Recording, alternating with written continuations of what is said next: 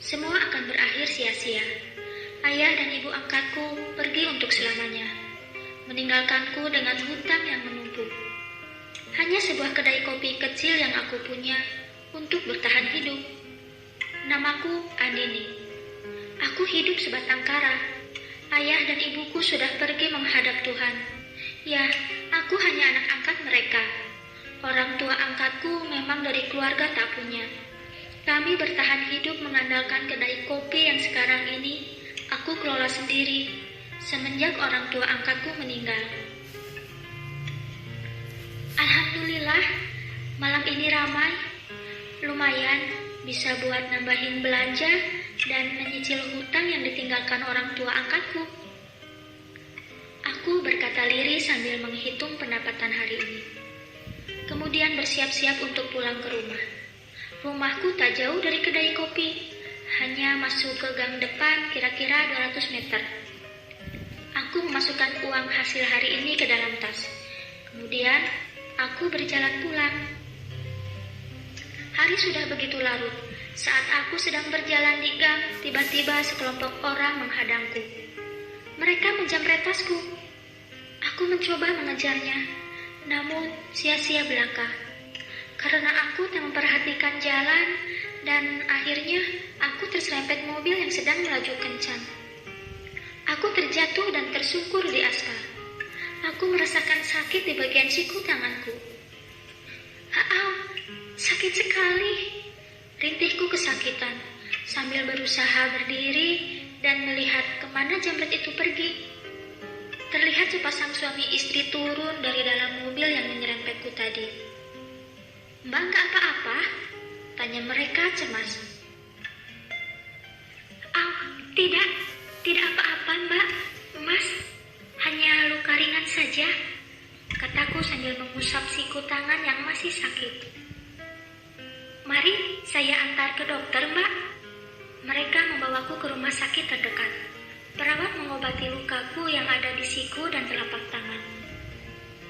"Mas, Mbak, terima kasih atas bantuannya," ucapku sambil menundukkan kepala.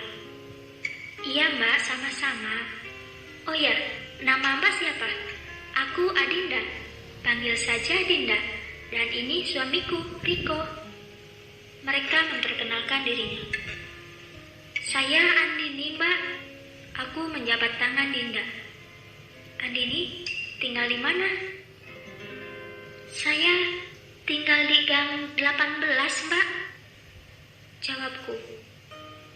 "Kenapa tadi lari-lari begitu?" tanya Riko dengan memandang Andini. Andini menjelaskan semua yang terjadi sebelum dia terserempet mobil Riko. Riko hanya mengangguk-anggukkan kepalanya saja saat Andini menjelaskan semuanya. "Mas, ayo antar Andini pulang," pinta Dinda. Mereka mengantarkan Andini pulang. Sesampainya di rumah Andini, mereka langsung pamit. Dinda dan Riko sepasang suami istri yang sudah menikah lama, namun belum dikasih keturunan.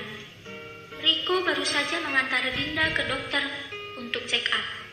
Dinda divonis dokter tidak bisa memiliki keturunan karena masalah dalam rahimnya. Dinda hanya bisa menerima kenyataan itu dengan ikhlas. Dia memang selalu menyuruh suaminya menikah lagi. Dinda siap dimadu dengan wanita lain. Ini semua karena Dinda ingin suaminya memiliki keturunan. Namun, Riko selalu menolaknya. Setiap kali membahas itu, yang mereka dapatkan hanyalah sebuah pertengkaran. Dinda tak gentar mendesak Riko untuk menikah lagi, karena penyakitnya semakin parah. Di dalam mobil, sudut pandang Dinda. "Wanita itu sepertinya baik. Apa aku meminta dia yang menikah dengan Mas Riko saja ya?" Aku berkata lirih. Aku tiba-tiba memikirkan lagi untuk mencarikan wanita yang tepat untuk Mas Riko. Aku ingin ia memiliki keturunan, walaupun bukan dari diriku. Ya, Andini wanita yang cocok untuk Mas Riko. Pasti Mas Riko mau. Aku tahu kriteria Mas Riko seperti apa. Mas Riko mengagetkanku saat aku sedang melamun. Sayang, memikirkan apa? Jangan bilang kamu memikirkan kata dokter tadi ya. Aku tidak akan setuju ide konyolmu itu, ucap Riko sambil membelai pipi Dinda. Sudah kuduga, Dinda berkata sambil menghembuskan nafasnya. Entahlah, tapi aku tetap menginginkannya, dan kamu harus mau. Aku sudah menemukan orangnya yang tepat, Mas. Aku tidak mau, seru Riko dengan kesal. Mas, kita harus punya keturunan, walaupun bukan dari rahimku. Kita tidak punya siapa-siapa, Mas. Siapa nanti yang kelak meneruskan perusahaan kita? Jelas Dinda dengan penuh penekanan. Riko membelai rambut Dinda menatap wajahnya yang agak kesal. Sayang, pasti aku akan cari orang kepercayaan. Tidak, Mas. Kamu harus menikah lagi. Aku ingin kamu memiliki keturunan, walau bukan dari rahimku. Aku bertengkar lagi dengan Mas Riko. Gara-gara ini, aku selalu memaksa dia untuk menikah lagi dengan wanita lain. Tapi Mas Riko selalu menolak dan marah jika aku membahas ini. Aku tidak mau, Dinda. Tolong, hentikan membahas ini, bentak Riko pada Dinda. Aku hanya terdiam, tak menghiraukan suamiku yang sudah semakin marah, karena aku tetap ingin dia menikah lagi. Aku ingin kamu menikah dengan Andini, Mas. Dia wanita yang baik, yang tangguh, dan pasti akan memberikan keturunan yang baik pula. Rahimku bermasalah, Mas. Mbak Dinda, tidak mungkin suami Mbak mau menikah denganku. Dinda menemui Andini di rumahnya. Benar-benar mencintaiku. Dinda memohon dan menangis. Itu akan menyakitimu, sayang. Kalau aku harus menikah lagi. Please, jangan paksa aku. Riko pun memohon pada Dinda agar dia tidak melakukan ide konyolnya yang menyuruh Riko untuk menikah lagi. Tidak, Mas, aku siap dan aku ikhlas. Dinda menegaskan kembali agar Riko mau menikah lagi. Dinda, hati kamu terbuat dari apa? Bagaimana mungkin aku menikahi wanita lagi selain kamu? Aku tidak mau, Dinda. Aku sangat mencintaimu sampai ajal memisahkan kita. Dalam hati Riko.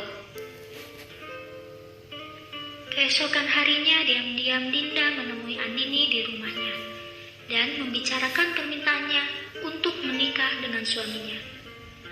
Dinda akan menjamin kehidupan Andini sebagai gantinya karena dia sudah mau menjadi rahim pengganti.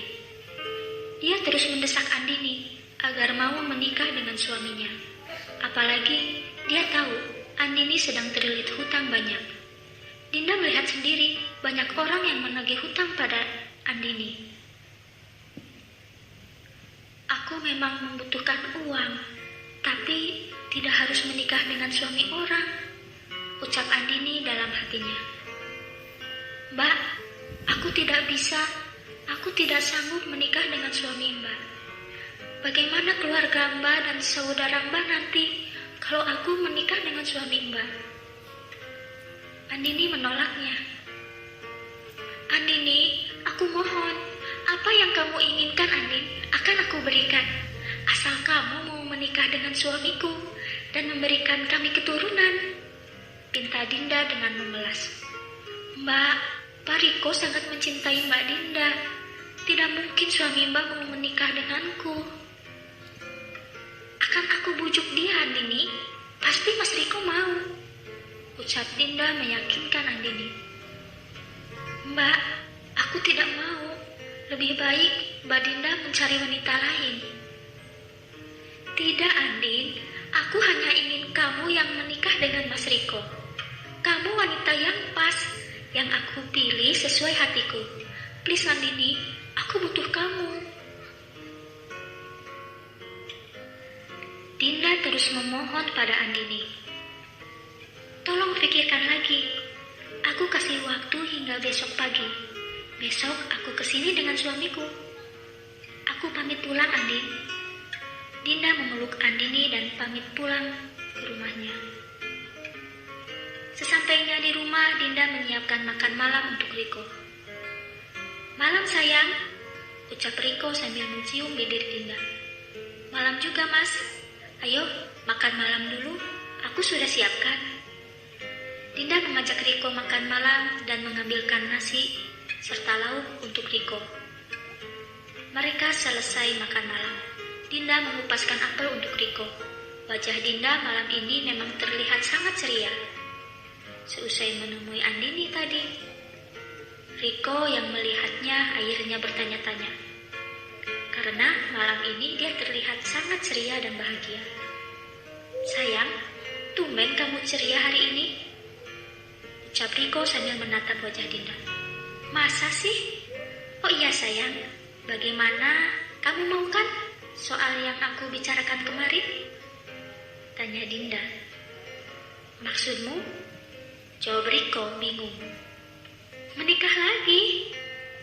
Riko menatap tajam pada Dinda dan berkata, "Tolong sayang, jangan seperti itu. Mas harus mau kalau Mas sayang sama aku. Dia wanita baik, Mas. Benar-benar baik. Setelah punya anak, dia berjanji akan pergi, Mas. Tidak bersama kita lagi. Aku hanya ingin dia mengandung anak kamu. Darah dagingmu sendiri," jelas Dinda sambil memberikan sepotong apel untuk Riko. "Enggak sayang, enggak. Aku tak sanggup sayang," tolak Riko dengan memegang bahu Dinda. "Aku ikhlas, Mas," ucap Dinda sambil memeluk Riko. "Siapa wanita itu?" "Andini, Mas.